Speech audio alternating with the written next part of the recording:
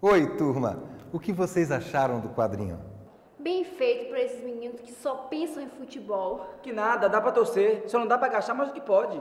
Muito bom o seu comentário. Quem aqui pode definir o que seria planejamento financeiro? É a gente não gastar mais do que pode, professor. É quando a gente tem o dinheiro e faz as contas pensando no que tem para pagar. E depois só é pagar com as coisas necessárias. Nem precisa se preocupar com nada. Muito bem, então vamos lá. Quem aqui já passou por uma situação onde teve que fazer um planejamento financeiro ou vivenciou um planejamento financeiro sendo feito em casa e pode nos dar o exemplo? Pode falar.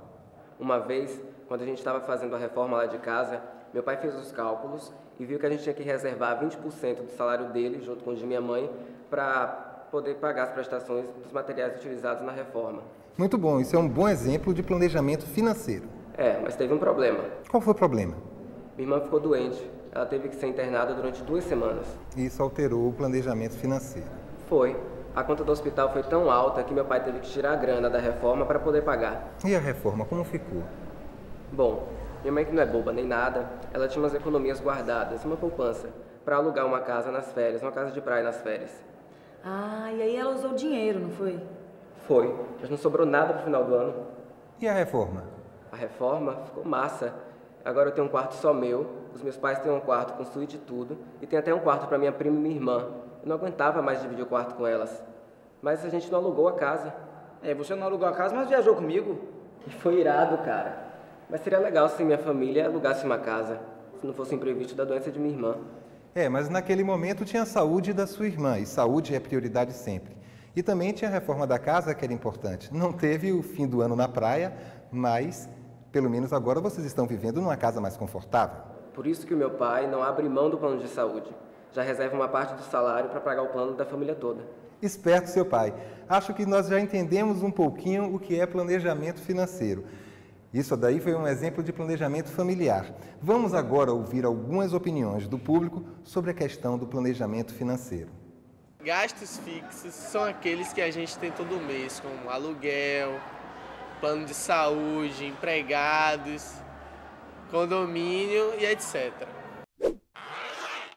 Os gastos variáveis são aqueles que a gente também tem todos os meses, mas que sofrem variações, como fatura de cartão, conta de luz, conta de água e entre outros.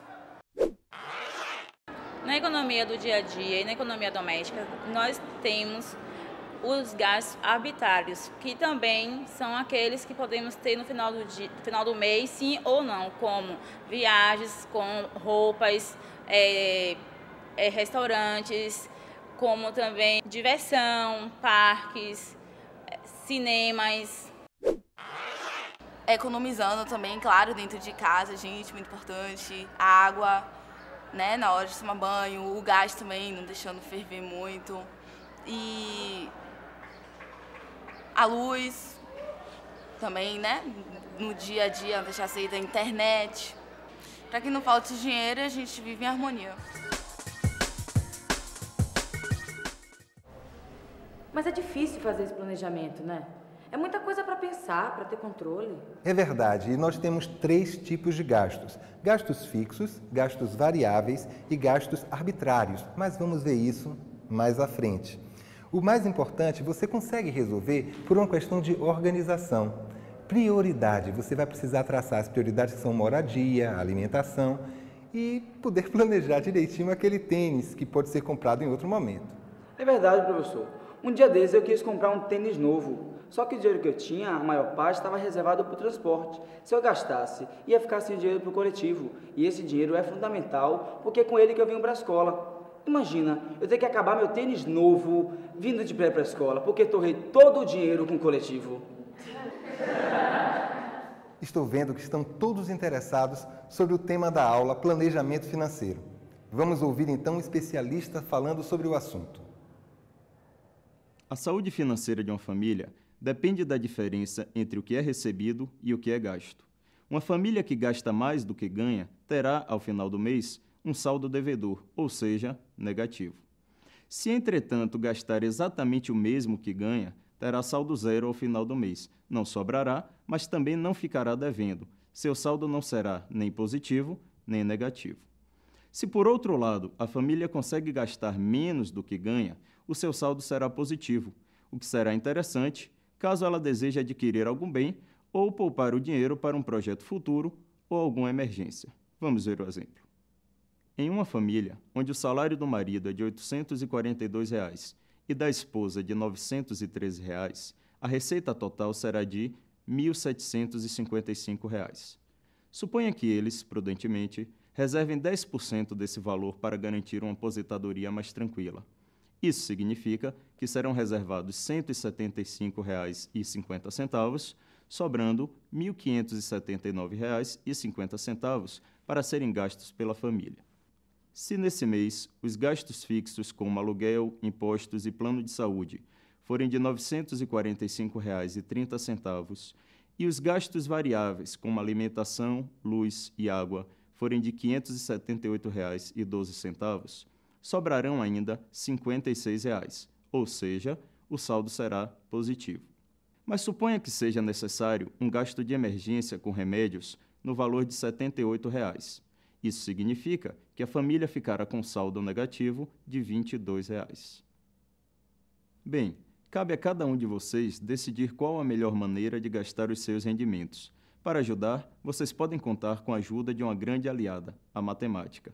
Façam bom uso dela e continuem sempre se aprimorando. Bons estudos! Pessoal, depois de tudo isso, eu quero sugerir que haja uma simulação de compras. A simulação será baseada na compra de produtos essenciais para o dia a dia em casa. Para isso, vocês vão precisar se organizar em grupos e fazer uma pesquisa de preços para saber quanto poderá gastar e o que comprar. Depois das compras, vamos dialogar como vocês planejaram e o resultado da atividade. Professor, se você achou interessante, fique à vontade para sugerir a sua turma. Agora vamos lançar uma questão. Atualmente, são poucas as pessoas que conseguem manter os seus gastos inferiores aos seus recebimentos mês a mês. Lembra que já falamos no início da aula sobre os gastos serem variáveis, fixos e arbitrários? Pois bem, eles possuem características diferentes entre si, como periodicidade e grau de importância, como a gente já viu hoje aqui na aula. Vamos conhecer então a definição de alguns deles. Gastos fixos são aqueles que possuem o mesmo montante mensalmente, tais como aluguel ou prestação da casa, impostos, mensalidade de colégios, seguros e outros. Gastos variáveis. Como o próprio nome diz, são contas pagas todo mês, mas podem ter valores diferentes. Exemplo, alimentação, tarifas de água, luz e telefone, cartão de crédito, remédios, etc. Gastos arbitrários.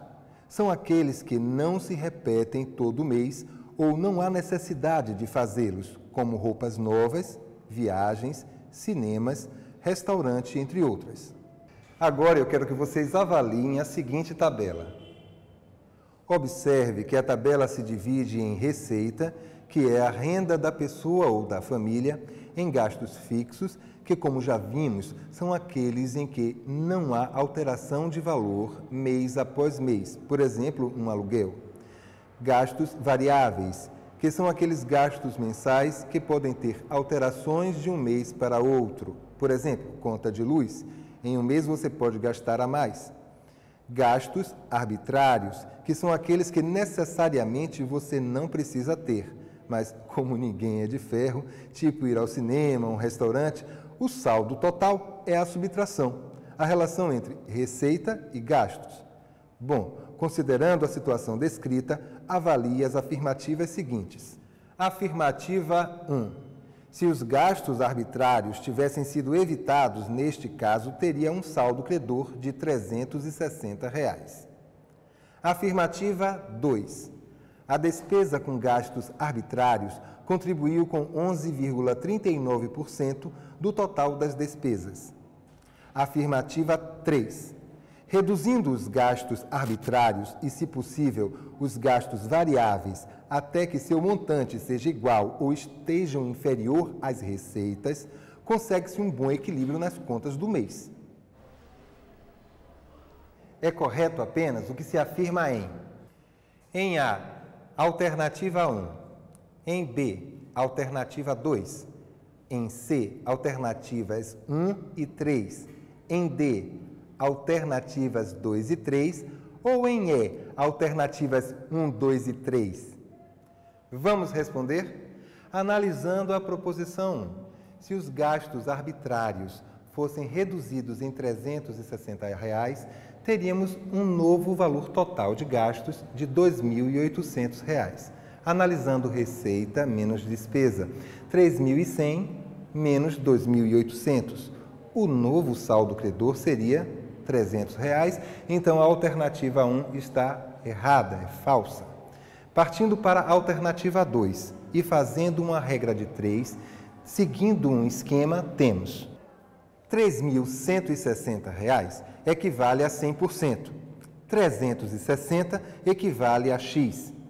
Então, fazendo regra de 3.160 sobre 360 é igual a 100 sobre X, que fica 3.160x igual a 36.000. X é igual a 11,39. Portanto, a alternativa é verdadeira. Analisando a proposição 3, temos os gastos arbitrários e os gastos variáveis, respectivamente 360 e 1.610. Se esses gastos fossem reduzidos, nós teríamos um equilíbrio melhor nas receitas no final do mês. A proposição é verdadeira. Como as alternativas 2 e 3 são verdadeiras, a resposta correta é a letra D. Bom, pessoal, hoje a aula termina aqui. Agora eu espero que vocês tenham realmente entendido direitinho sobre planejamento financeiro. Pensem, façam o seu orçamento, porque saldo devedor ninguém merece. Até a próxima aula. Controlar todos os gastos para economizar. Fazer bom planejamento, pensar no que vai comprar, pois adquirir é bom, o difícil é pagar. Findar o mês no azul não chega a ser impossível, precisa ter equilíbrio, gastar o que for possível, pois no fim, se tem retorno, o resultado é incrível.